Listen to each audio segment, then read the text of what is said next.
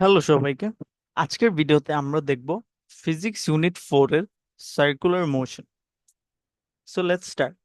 Circular মোশনের ফার্স্টেই আমাদেরকে যেটা জানা লাগবে সেটা হচ্ছে যে এই স্লাইডের আমরা যে অ্যানিমেশন দেখছি, এই অ্যানিমেশনের মতো আমরা যদি চাই একটা অবজেক্ট এর এইভাবে একটা সার্কুলার পাথ ফলো করুক, তখন ওই অবজেক্টের উপর সেন্টারের দিকে একটা ফোর্স কাজ করতে হবে, যেটাকে সেন্ট্রিপেটাল ফোর্স সেন্ট্রিপেটাল ফোর্স বলা হয়।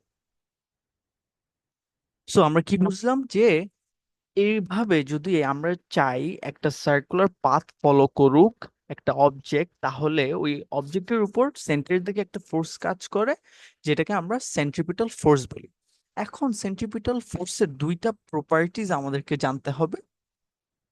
প্রথম প্রপার্টিজ হচ্ছে প্রপার্টিজ ফার্স্ট প্রপার্টি হচ্ছে যে centripetal force centripetal force is perpendicular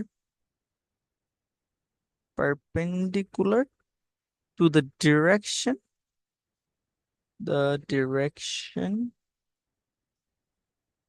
of motion of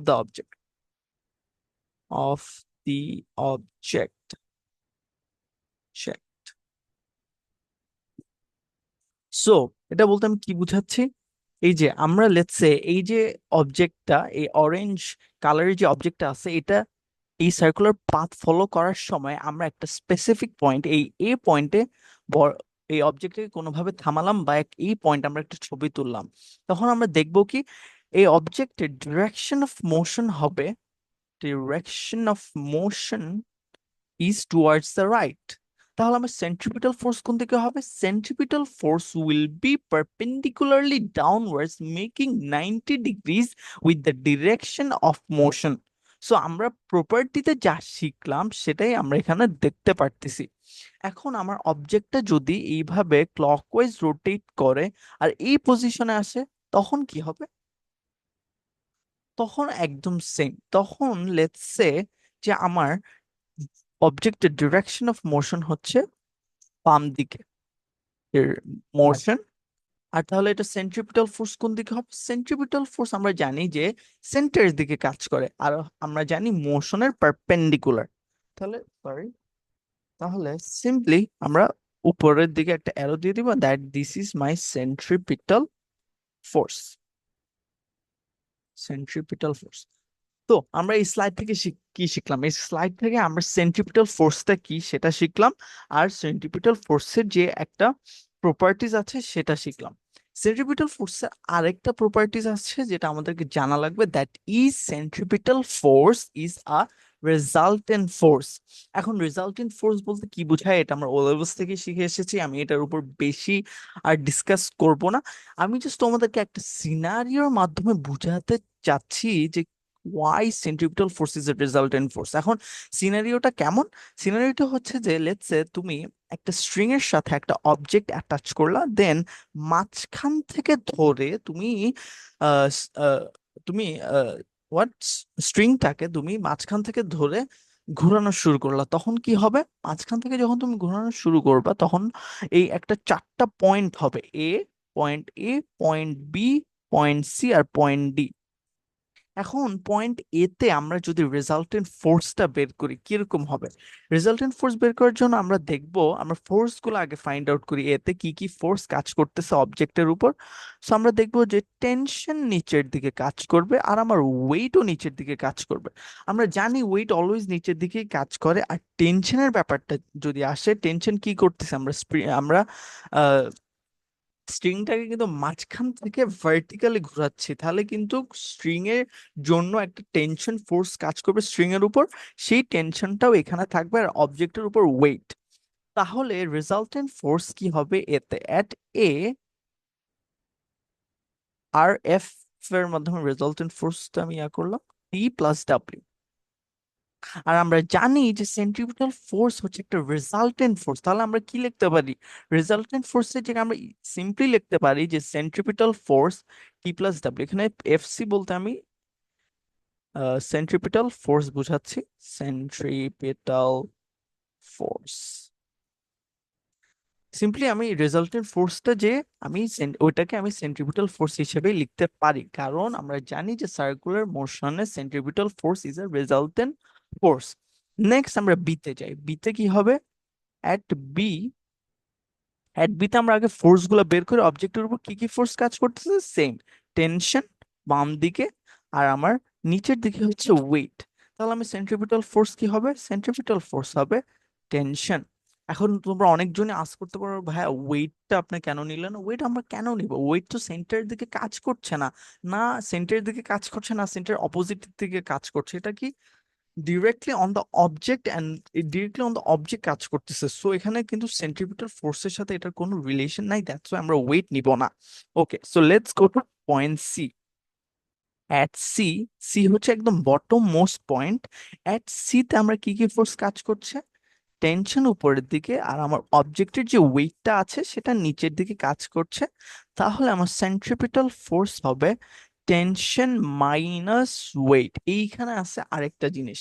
এখানে তোমরা বলতে পারো, ভাই আপনি টেনশন থেকে কেন মাইনাস করলেন? টেনশনটা যে বিগার, আপনি কেমনে বুঝলেন? ওয়েটটার থেকেও তো মাইনাস করতে পারতেন, মানে ওয়েট মাইনাস টেনশনও তো করতে পারতেন। সো এখানে যে কাহিনীটা আসছে সেটা আমাদেরকে স্যাররা যেটা শিখিয়েছিল সেটা হচ্ছে একটা গোল্ডেন রুল শিখিয়েছিল, যে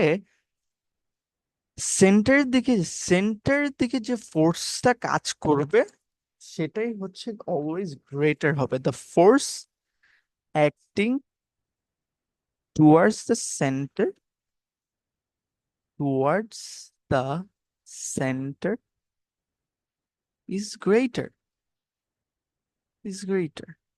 তাহলে আমরা কি বুঝলাম? আমরা যদি সেন্টারের দিকে একটা ফোর্স দেখি আর এটার অপোজিট আমি যতগুলাই ফোর্স দেখি না কেন, অলওয়েজ সেন্টার, যে ফোর্স সেন্টারের দিকে যে ফোর্সটা কাজ করছে ওইটা থেকে আমরা মাইনাস করব। এখানে টেনশন উইল বি গ্রেটার, কারণ টেনশন হচ্ছে সেন্টারের দিকে কাজ করছে। Okay, so let's go to point D. At point D আমরা একদম বি এর মতো, সো এটা ডিসকাস করার কিছু নাই। এফসিটি, এখানেও টেনশন, এখানেও ওয়েট। এখান থেকে আমরা আরেকটা জিনিসও জানতে পারি, সেটা কি? সেটা হচ্ছে যে at top point, at the top, at the top মানে এট এ আর কি, the top tension is the greatest, tension is the greatest, tension is the greatest. এখন টেনশন ইজ দ্য গ্রেটেস্ট কেন? সরি সরি সরি, এখানে একটা ভুল হচ্ছে। Tension is the lowest হবে এখানে। Tension is the lowest. এখন টেনশন ইজ দ্য লোয়েস্ট কেন? টেনশন লোয়েস্ট কারণ হচ্ছে সেন্ট্রিপিটাল ফোর্স থেকে আমরা যখন ওয়েট, এখানে ওয়েটটা মাইনাস করতেছি, সো আমরা যখন টেনশনটাকে সাবজেক্ট করতেছি এখান থেকে যখন সাবজেক্ট করতেছি তখন আমার টেনশন, আমি সেন্ট্রিপিটাল ফোর্স থেকে ওয়েট মাইনাস করতেছি। আর at bottom, bottom tension is greatest. At bottom বলতে আমি সি পয়েন্ট বোঝাচ্ছি, টেনশন ইজ গ্রেটেস্ট। কেন গ্রেটেস্ট? তোমরা টেনশনটাকে সাবজেক্ট করলে আমরা এখানে বুঝতে পারবো। টেনশন হচ্ছে আমরা সেন্ট্রিপিটাল ফোর্সের সাথে আবার ওয়েট অ্যাড করতেছি, তাহলে এখানে টেনশনটা আমার গ্রেটেস্ট আসতেছে। তাহলে আমরা এই স্লাইড থেকে কি শিখলাম? এই স্লাইড থেকে আমরা সেন্ট্রিপিটাল ফোর্সের আরেকটা যে প্রপার্টি আছে সেটা শিখলাম। আর আমরা শিখলাম যে টপ পোস্ট পয়েন্টে টেনশন হচ্ছে লোয়েস্ট আর বটমে হচ্ছে টেনশন গ্রেটেস্ট। আর টেনশন একটা রেজাল্টেন্ট ফোর্স কেন, ওই সিনারিওটাও আমরা দেখে ফেললাম। Okay, so let's go to the next slide. এখন আমরা শিখবো হচ্ছে ফর্মুলাস, ভেরি ইম্পর্টেন্ট ফর্মুলাস। এখানে আই থিঙ্ক আমরা 4টা ফর্মুলা পাবো total. Okay, so first formula যেটা সেটা হচ্ছে অ্যাঙ্গুলার ভেলোসিটি। অ্যাঙ্গুলার ভেলোসিটি আমরা, এটার টাইটেল দেখে বোঝা যাচ্ছে এটা অ্যাঙ্গেলের সাথে রিলেটেড। অ্যাঙ্গুলার ভেলোসিটিকে আমরা ডাব্লিউ লিখি, মানে ডাব্লিউ দ্বারা প্রকাশ করি, আর এটা হচ্ছে ডাব্লিউটাকে বলে ওমেগা, ওমেগা। তাহলে W is equal to 2 pi by T is the formula. এখন এখানে অনেকজনই বলতে পারো যে ভাইয়া এখানে 2 পাই আসছে কেন? ডিস্টেন্স, এটা হচ্ছে 2 পাইটা হচ্ছে আমার ডিস্টেন্স হিসেবে আমরা ধরি, মানে অ্যাঙ্গেল, তো মানে অ্যাঙ্গুলার ডিস্টেন্স আর কি, এটা অ্যাঙ্গুলার ডিস্টেন্স আর এটা হচ্ছে আমার টাইম, টাইম। ওকে, সো ওয়াই 2 পাই, এটা অনেকজন কোশ্চেন আসতে পারে। সো ফার্স্ট অফ অল টাইটেলে দেখি অ্যাঙ্গুলার ভেলোসিটি। আমরা যখন একটা সার্কেল মানে একটা রেভলিউশন নেই একটা সার্কেলে, মানে ফুল যখন একটা রেভলিউশন নেই এইভাবে, তখন আমরা তখন আমরা 360 ডিগ্রি অ্যাঙ্গেল করি। অ্যাঙ্গেলটা কত? 360 ডিগ্রি। 360 ডিগ্রি আমরা রেডিয়ান মোডে কি লিখি? 2 পাই। সো দ্যাটস দ্য থিং, এখানে অ্যাঙ্গেলের ব্যাপার যেহেতু আছে, সো এখানে হচ্ছে রেভলিউশন নিয়ে আমরা কাজ করি। একটা রেভলিউশন মানে এক সার্কেল ঘুরলে আমার অ্যাঙ্গেল যেটা আমরা ট্রাভেল করি সেটা হচ্ছে 2 পাই। এটা আমরা 6-7ও শিখেছি যে angle on a circle, I think angle on a circle is 360 degree, if I am not wrong. Angle একটা point is a 360 degree. Okay, so আর টিটা কি? টিটা হচ্ছে time taken for one revolution.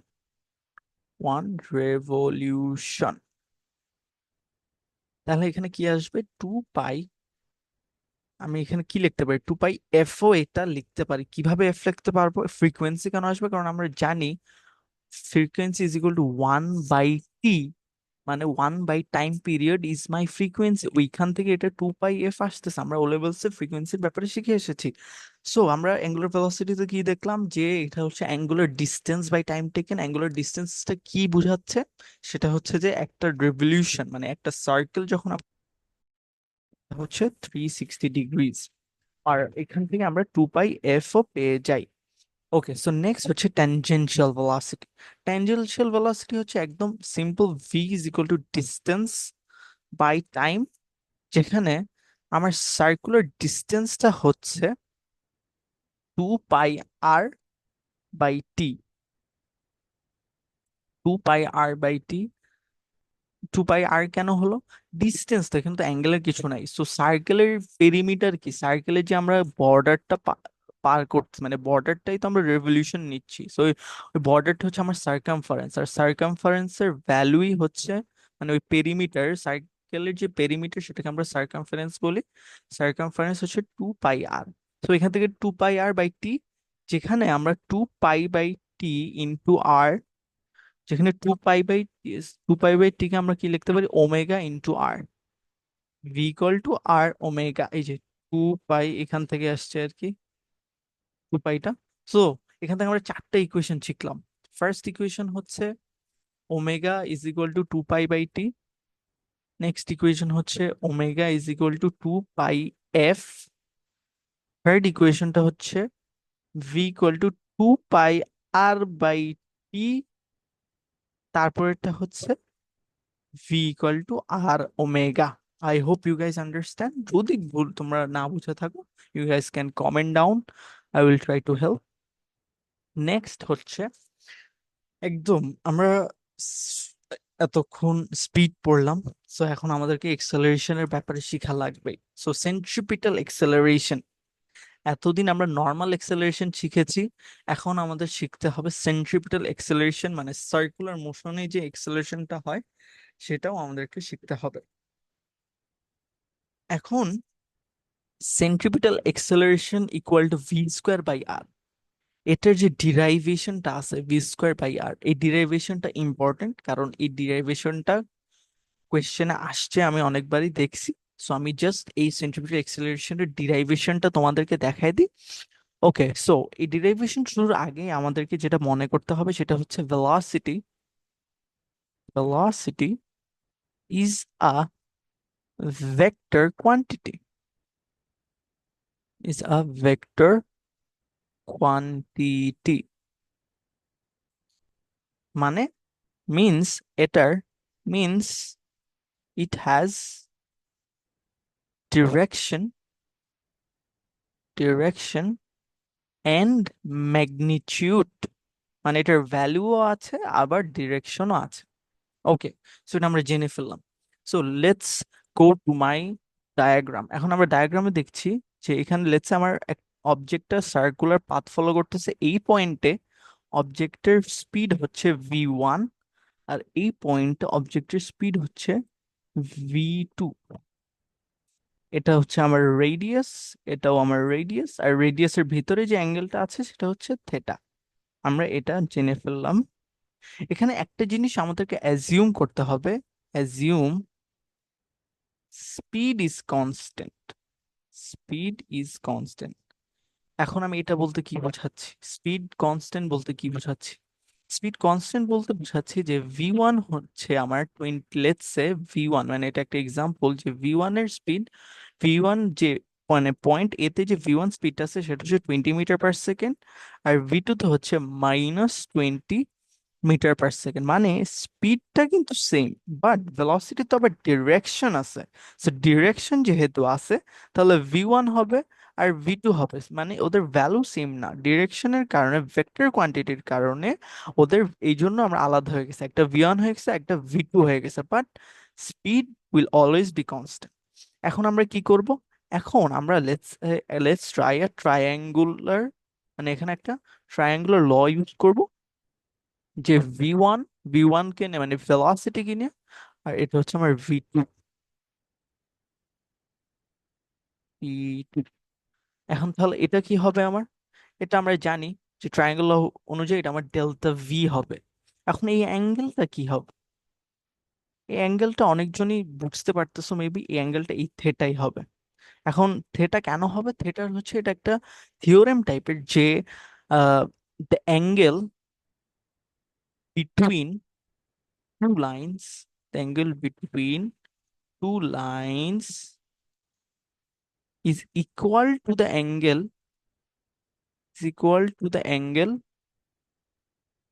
between its perpendicular, between its perpendicular cooler. মানে এখানে আরেকটা জিনিস দেখায় যে এটাও পারপেন্ডিকুলার আর এটাও কিন্তু পারপেন্ডিকুলার। ড্রয়িংটা হয়তো v2 ড্রয়িংটা একটু হয়তো বাঁকা হয়ে গেছে, বাট v2টাও হচ্ছে আমার পারপেন্ডিকুলার। সো আর রেডিয়াসের মাঝখানে যে অ্যাঙ্গেলটা আছে সেটা হচ্ছে v1 আর v2 এর অ্যাঙ্গেলের সিমিলার, কারণ v1 আর v2 হচ্ছে আরো আর দুইটা আর এর পারপেন্ডিকুলার। সো আমরা থিওরেম অনুযায়ী কি, the angle between two lines is equal to the angle between its perpendicular, মানে আর এর যে পারপেন্ডিকুলার আছে ওদের মধ্যে যে অ্যাঙ্গেল v1 আর v2, সেই angle is equal to the angle between the radius. Okay, তাহলে আমরা এখন রেডিয়াসের রেডিয়াসের ড্রয়িংটাও যদি করি, সরি, রেডিয়াস, এটা আমার আর, এটাও আমার আর,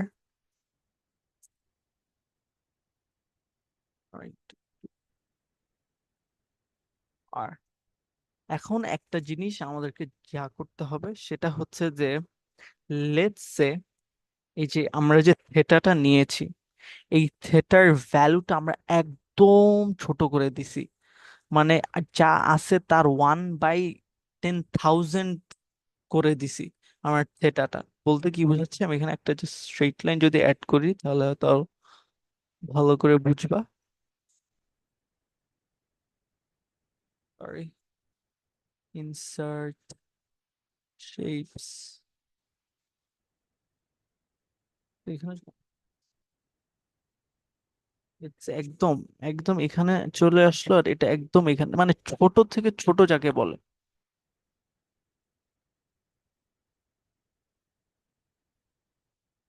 শেপ, আউটলাইন, ওয়েট আরো বাড়াই দিই। হ্যাঁ, এখন লেটস সে একদম ছোট করে ফেললাম আমি এটাকে, আর এটা হবে আমার এটা মানে ডি থেটা আর কি, ডি থেটা হয়ে যাবে তখন, ডি থেটা, এটাও ডি থেটা হয়ে যাবে, একদম ছোট হয়ে যাবে। তখন আমরা দেখব যে এই যে কার্ভড সার্কেলের যে কার্ভড পাথ আছে সেটা থেটা এত ছোট করে ফেলছি যে ওই কার্ভড পাথটা একটা স্ট্রেইট লাইনের মতো দেখাবে। এখানে যদি আমি তোমাদেরকে জুম ইন করে দেখাতে পারতাম তোমরা আরো ইজিলি বুঝতা যে স্যার আমি যখন থেটাটাকে অনেক অনেক ছোট নিব তখন এই সার্কেলের সার্কামফারেন্স থেকে আর কার্ভ লাগবে না, তখন এটা একদম একটা স্ট্রেইট লাইন হয়ে যাবে।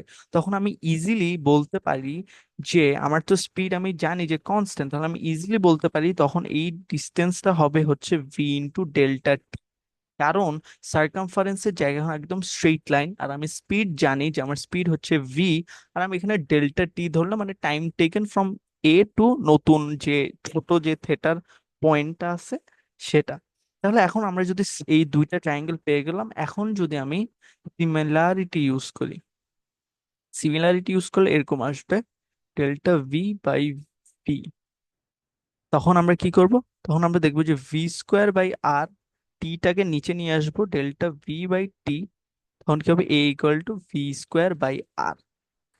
That is my derivation. I hope you guys understand.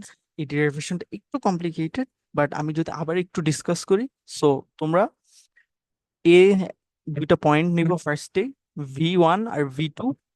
V 1 এর স্পিড লেটস সে 20 আর ভি 2 এর স্পিড লেটস সে -20, বাট ওদের স্পিড কনস্ট্যান্ট। তারপর হলো রেডিয়াস নিব, রেডিয়াসের থেটা আর ভি 1 ভি 2 মাঝখানে যে থেটা সেটা ইকুয়াল, কারণ আমি এখানে এই যে থিওরেমটা লিখে দিছি। তারপর হচ্ছে আসল কাহিনী, তারপর হচ্ছে লেটস সে আমি থেটা, এখানে তো অনেক বড় থেটা, থেটাটাকে অনেক ছোট করে ফেললাম। অনেক ছোট করলে আমরা দেখবো যে কার্ভড পাথ আর থাকে না, তখন একটা স্ট্রেইট পাথ হয়ে যায়। ওই স্ট্রেইট পাথ হওয়ার কারণে আমরা তখন আহ, এই উম, আর এই পজিশনটাকে, এই যে এখানে যে পজিশনটা আছে এই আর্ক লেন্থটাকে আমি ভি ইন্টু ডেল্টা টি বলতে পারি। তারপর এই যে দুইটা ট্রায়াঙ্গেল হলো, দুটোটাকে আমি সিমিলারিটি ইউজ করে আমি এই ইকুয়েশনটা বের করলাম। I hope you guys understand. না বুঝলেও you guys can comment. Okay, so centripetal force. এবার সেন্ট্রিপিটাল ফোর্স দেখানোর আগে আমি এক্সেলারেশন আরেকটা জিনিস দেখে, আমরা তো শিখলাম যে ভি স্কোয়ার বাই আর। এখন ভি এর জায়গায় আমরা যদি v equal to R omega আমরা জানি, so r omega square use করি, তখন কি আসবে? A equal to omega square r square by r. তখন a equal to R omega square. So acceleration আরেকটা ফর্মুলাও আমরা দেখে ফেললাম। এখন হচ্ছে centripetal force, this is the easiest I guess, কারণ আমরা জানি f equal to m a acceleration হচ্ছে ভি স্কোয়ার বাই আর, একটা হচ্ছে M V square by r, আর আরেকটা হচ্ছে এফ ইকুয়াল টু এ। এখানে আমরা লিখবো m equal to R omega square, তো f equal to m r omega square. So সব মিলে আমরা ভেলোসিটির চারটা ফর্মুলা, এক্সেলারেশনের দুইটা ফর্মুলা, ফোর্সের দুইটা ফর্মুলা, প্লাস ডিরাইভেশনও দেখে ফেললাম, আর সেন্ট্রিপিটালের ফোর্সের কিছু প্রপার্টিজও দেখে ফেললাম। অনেক বড় লেকচার হয়ে গেল, আমি আর এটা নিয়ে বেশি বলবো না, মানে এই সার্কুলার মোশনের আজকে এতটুকুই থাকবে। I hope you guys understand. না বুঝে থাকলে please comment down, I will try to help you guys. আর আমি জাস্ট একটা অ্যানাউন্সমেন্ট করতে চাই। অ্যানাউন্সমেন্টটা হচ্ছে যে I am starting a course on mathematics AS, mathematics AS. So থাকবে হচ্ছে P1 P2 আর M1। P1 এর ফি হবে 3000, P2 এর ফি হবে 3000, আর M1 এর ফি হবে 3000। It's not monthly, it's a course. তোমরা কোর্সে সবকিছু পাবা, লাইভ ক্লাসেস পাবা, তোমরা টেস্ট পাবা, তোমরা কোয়েশ্চেন পেপার সলভিং পাবা, মক টেস্ট। আমি মক টেস্টও নিবো, আমি এটা ভাবছি। সো অনলি 3000 টাকা তোমরা অনেক কিছু পাচ্ছ। এখন তোমরা বলতে পারো এটা কি স্ক্যাম নাকি? না, না, ইটস নট আ স্ক্যাম। আমি জাস্ট তোমাদেরকে হেল্প করতে চাইতেছি। আই হোপ, এখানে অনেক স্টুডেন্টই পরে টাকার জন্য অনেক সাফার করে থাকে, জাস্ট ওদের জন্য আমি জাস্ট স্টার্টিং দিস কোর্স। আর আরেকটা কোর্সও আছে, কেমিস্ট্রি অনলি ইউনিট 4 আমি পড়াবো। ইউনিট 4, এটার ফি হচ্ছে 3500। So if you guys want to contact with me, আমি ফেসবুক লিঙ্কটা নিচে দিয়ে রাখবো। So you guys can knock me for more info. Thank you very much for watching this video. I hope you guys had some help. Thank you very much. Assalamu alaikum.